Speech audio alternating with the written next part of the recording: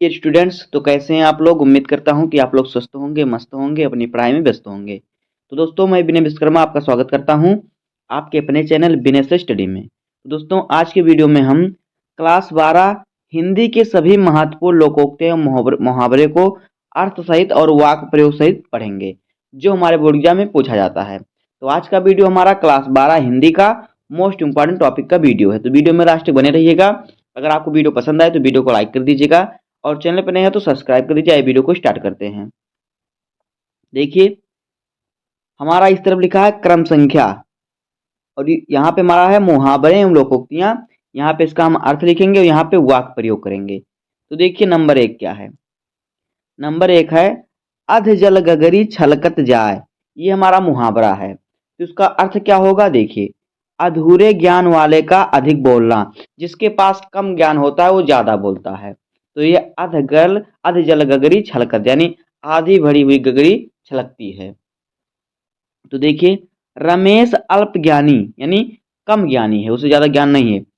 कम ज्ञानी होते हुए विद्वान बनने के ढोंग वैसे करता है जैसे कि अध जल गगरी छलकत जाए। ये हो जाएगा इसका वाक्य प्रयोग। इसी प्रकार से आपको बोर्ड एग्जाम में करना है। दूसरा देखिए क्या है। दूसरा है अंधे की, यहाँ पे अंधे की लकड़ी होना या फिर अंधे की लाठी होना, दोनों एक ही बात है। तो अंधे की लकड़ी जो पकड़ के चलता है, यानी अंधे की लाठी, तो क्या है, मात्र एक सहारा, जिससे बूढ़ा आदमी, जो अंधा आदमी चलता है पकड़कर, वही तो उसका सहारा है। तो इसका अर्थ हो जाएगा एकमात्र सहारा। इसका देखिए, इसका वाक्य प्रयोग यहाँ पर रहेगा सरवण कुमार अपने माता पिता के लिए अंधे की लकड़ी के समान था, यानी मात्र एक सहारा था। तीसरा नंबर देखिए क्या है, अपना उल्लू सीधा करना, यानी अपना काम निकलवाना, जैसे कि स्वार्थी होना। आजकल लोग अपना उल्लू सीधा करने में लगे रहते हैं, यानी अपना काम निकलवाने में लगे रहते हैं। अब देखिए चौथा नंबर क्या है, अपने पैर पर खड़ा होना, यानी स्वावलंबी होना, यानी अपने पैरों पर खड़ा होना, यानी स्वावलंबी होना। मतलब जैसे कि लोग कहते नहीं कि अपने पैर पर खड़ा होकर कमाने लगा, तो यही। तो देखिए इसका वाक्य प्रयोग, लड़के ने अपने पैर पर खड़े होने पर ही उसका विवाह करना चाहिए। जो लड़का अपने पैर पर खड़ा हो जाए तभी उसका विवाह करना चाहिए, यानी जब वो कमाने लग जाए। पांचवा है छक्के छुड़ाना, यानी पराजित करना, यानी किसी को हरा देना। तो देखिए, भारतीय क्रिकेट टीम ने पाकिस्तान के छक्के छुड़ा दिए। अब देखिए 6 नंबर क्या है, 6वां नंबर, सावन हरे न भादो सूखे, यानी सदा एक समान रहना। सावन हरे न भादो सूखे, यानी न सावन में हरा हो न भादो में सूखा, तो मतलब हमेशा एक ही समान रहना। तो देखिए इसका वाक्य प्रयोग क्या हो जाएगा, सच्चे महापुरुष ना सावन में हरे होते हैं ना भादो में सूखते हैं, यानी ना वो जो सच्चे महापुरुष ना कभी झूठ बोलते हैं और ना वो कभी बुराई करते हैं। अब देखिए 7वां नंबर क्या है, देखिए उल्टी गंगा बहना, यानी परंपरा के विपरीत कार्य करना। उल्टी गंगा बहना यानी जो परंपरा है उसका उल्टा कार्य करना। जैसे कि देखिए, चाचा को आदेश देकर उल्टी गंगा क्यों बहाते हैं, यानी चाचा बड़े हैं तो चाचा को आदेश नहीं दे सकते हम, तो चाचा को आदेश देके क्यों उल्टी गंगा बहा रहे हो, क्यों समाज के विपरीत कार्य कर रहे हो। 8वां देखिए क्या है, कलई खुलना। कलई खुलना यानी भेद खुल जाना, यानी कोई राज की बात खुल जाना। तो देखिए, पत्रकारों ने अनेक नेताओं की कलई खोल दी है। देखिए 9वां नंबर क्या है, गूलर का फूल होना। तो इसका अर्थ होता है अति दुर्लभ होना, सॉरी अति दुर्लभ होना, यानी गूलर का फूल यानी जो कभी दिखाई नहीं देता। गूलर का फूल होता है कोई कभी जल्दी देख नहीं पाता, तो कह रहा है गूलर का फूल यानी अति दुर्लभ होना। तो देखिए, गूलर के फूल के समान एक वर्ष में तुम दिखाई नहीं दिए, एक वर्ष से तुम दिखाई नहीं, गूलर के फूल तुम हो गए हो। इसका वाक्य प्रयोग हो जाएगा। अब देखिए कुछ 10 नंबर क्या कह रहा है कि नाक में नकेल डालना, यानी बस में करना। नाक में नकेल डालना यानी अपने बस में करना। देखिए, लोग पशुओं की नाक में रस्सी डाल के पहनाते, वही है नकेल।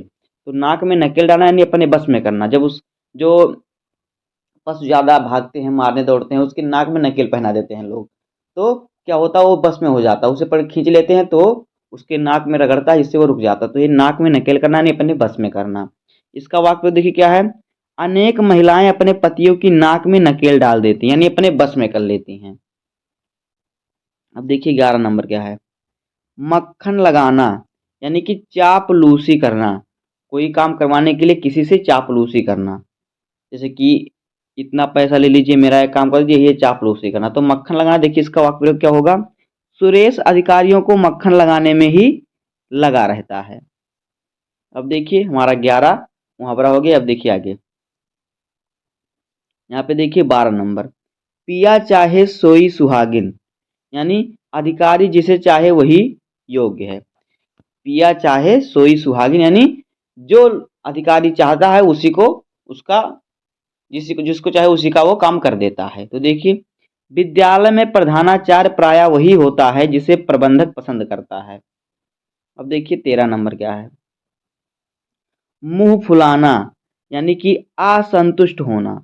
मुंह फुलाना यानी किसी बात से, किसी वस्तु, किसी चीज से असंतुष्ट होना, उससे मुंह फुला लेना। तो ये होता है इसका अर्थ। अब देखिए वाक्य प्रयोग, छोटी छोटी बातों में मुंह फुलाना ठीक नहीं है। अब देखिए 14 नंबर है। दांत खट्टे करना, यानी कि पराजित कर देना, किसी को हरा देना। तो देखिए इसका वाक्य प्रयोग, आजाद हिंद फौज ने अंग्रेजों के दांत खट्टे कर दिए थे। अगला देखिए क्या है। आम के आम गुठलियों के दाम, तो इसका जो होगा अर्थ दोहरा लाभ, यानी आम के आम मतलब आम भी मिल गया हमें खाने को, गुठली का दाम भी मिल गया, यानी दो लाभ हुआ। तो किसी भी चीज में दोहरा लाभ करना जो होता है आम के आम गुठलियों के दाम। तो देखिए इसका वाक्य प्रयोग, आम के आम गुठलियों के दाम, जैसे कि जो मोहन है गेहूं बेचा और गेहूं के साथ उसका भूसा भी बेचकर आम के आम गुठलियों के दाम कमा लिए। अब देखिए 16 नंबर क्या है। आंख का तारा होना, यानी अत्यधिक प्रिय होना, बहुत ही प्रिय होना। देखिए इसका वाक्य प्रयोग, राम मेरी आंखों का तारा है। आगे देखिए क्या है। पानी पानी होना, यानी लज्जित हो जाना, किसी भी चीज में लज्जित हो जाना। जैसे कि वाक्य प्रयोग, श्याम परीक्षा में अनुत्तीर्ण होने पर पानी पानी हो गया, यानी श्याम परीक्षा में फेल हुआ तो पानी पानी हो गया। 18 नंबर देखिए, दाल में काला होना, यानी संदेह होना। दाल में कुछ काला होना का अर्थ है संदेह, यानी किसी पर संदेह होना, शक होना जिसे कहते हैं। तो देखिए इसका वाक्य प्रयोग, भर्ती परीक्षाओं में सरकार को भी मनाना पड़ा कि दाल में कुछ काला है। अब देखिए 19 नंबर क्वेश्चन क्या है, सॉरी 19 नंबर मुहावरा। हाथ कंगन को आरसी क्या, यानी प्रत्यक्ष को प्रमाण की क्या आवश्यकता। हाथ कंगन को आरसी क्या, यानी प्रत्यक्ष को प्रमाण की आवश्यकता, यानी जो सच है उसको प्रमाण की क्या आवश्यकता है। तो इसका वाक्य प्रयोग देखिए क्या है। कार चलाकर अच्छे चालक का प्रमाण दे दो, क्योंकि हाथ कंगन को आरसी क्या, यानी जब तुम्हें वो कार्य करना आता है तुम करके दिखा दो, उसका प्रमाण क्यों दे रहे हो। 20 नंबर देखिए क्या है। गागर में सागर भरना, यानी थोड़े में बहुत अधिक बात कह जाना।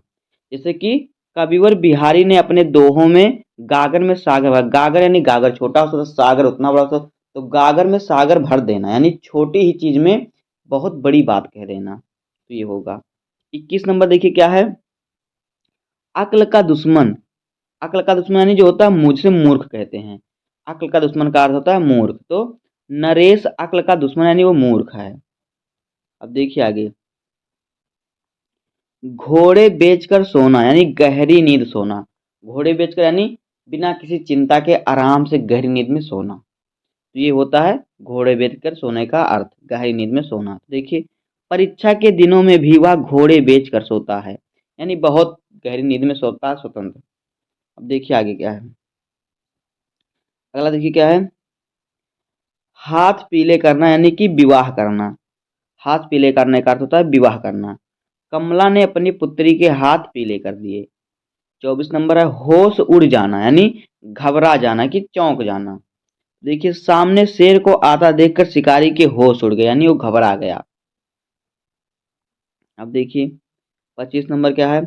हवा से बातें करना, यानी बहुत ही तेज गति से दौड़ना। तो देखिए ये क्या है।